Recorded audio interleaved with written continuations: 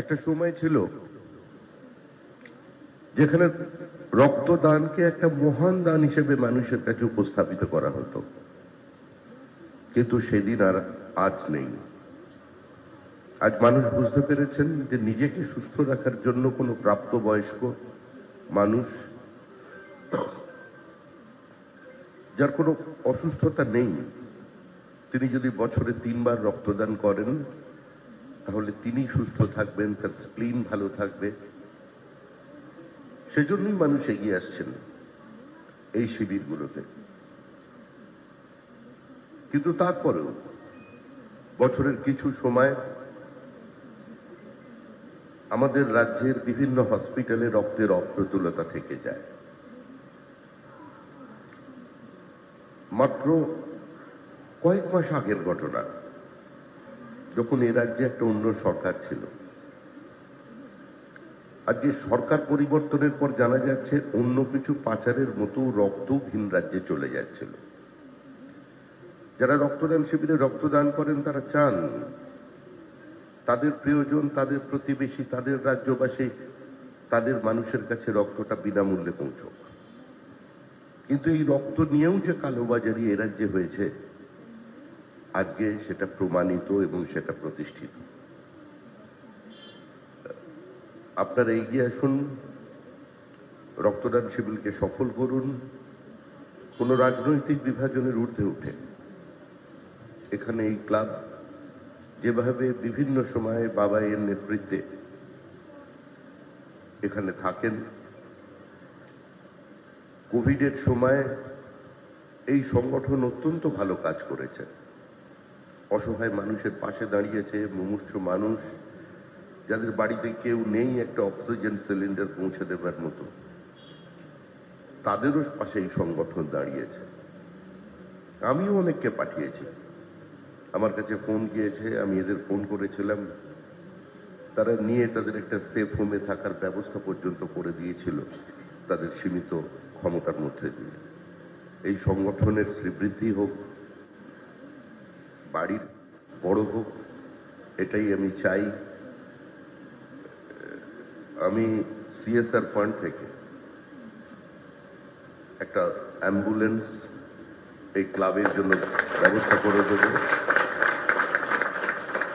এর আগেও করা হয়েছিল, কিন্তু সিএসআর 1 ফর্ম না থাকার জন্য কিছু তো সরকারি ব্যবস্থায় নিয়ম মানতে হয়, তো সেই ফর্মের সকলের কাছে থাকে না। সেটাও এই সংগঠনের দুর্ঘটনা চক্রে ছিল না, সেই জন্য অ্যাম্বুলেন্স আসতে দেরি হয়েছে। আগামী 1-2 মাসের মধ্যেই এই সংগঠন একটা অ্যাম্বুলেন্স পাবে ভারত সরকারের কাছে। ধন্যবাদ, সবাই ভালো থাকবেন, আনন্দে থাকবেন, সুস্থ থাকবেন এবং এই রক্তদান শিবিরের অধিক সংখ্যায় মানুষ রক্ত দেবেন, এটাই আশা করি। বন্দে মাতরম।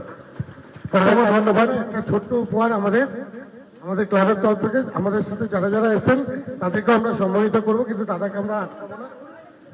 দাদাকে উত্তরীয় পড়িয়ে দিচ্ছে আমাদের ছোট ভাই বাসু বাসু বাসু এবং একটা অষ্টদশ পুরাণ আমি বলবো আমাদের ক্লাবের সদস্য এবং আমাদের দাদা সঞ্জয় দাকে বলবো দাদার হাতে তুলে দেওয়ার জন্য,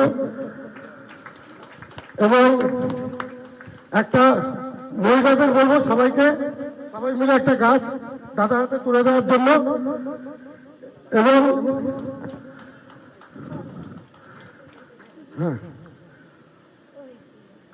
আর একটা ছোট্ট মেমেন্টো আমি বলবো আমাদের এখানে মহিলারা প্রেসিডেন্ট আছে, একটা ক্লাবের একটা ছোট্ট আমাদের মেমেন্টো, হ্যাঁ আমাদের বাদল গাড়ি ক্লাবের সভাপতি, হ্যাঁ আর ফুল দিয়ে সম্বর্ধনা দিচ্ছে আমাদের বাদলদা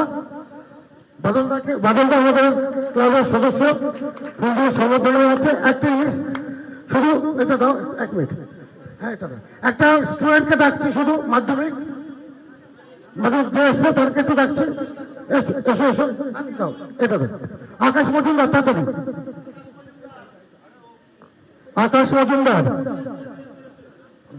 প্রিয়াঙ্কা আকাশ মজুমদার এবং প্রিয়াঙ্কা মণ্ডল, এই দুজনকে আমরা মঞ্চে ডেকে নেব। মাননীয় শ্রমিক ভট্টাচার্য মহাশয় তাদেরকে সম্বর্ধিত করবেন। আমাদের এই বছরের মাধ্যমিক এবং উচ্চ মাধ্যমিকের কৃতি ছাত্রছাত্রী, তাদেরকে সম্বর্ধিত করছেন মাননীয় শ্রমিক ভট্টাচার্য মহাশয়। একটু জোরে হাততালি হোক, করতালিতে অভিনন্দন করুন।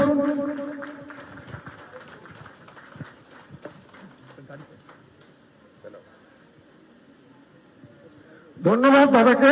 এই ব্যস্ততার মধ্যেও আমাদের সাথে যারা এসেছেন, আমাদের এখানকার আমাদের গেস্ট এবং আমাদের, তাদেরকে বলবো আপনারা একটু দাঁড়াবেন। আমরা সবাই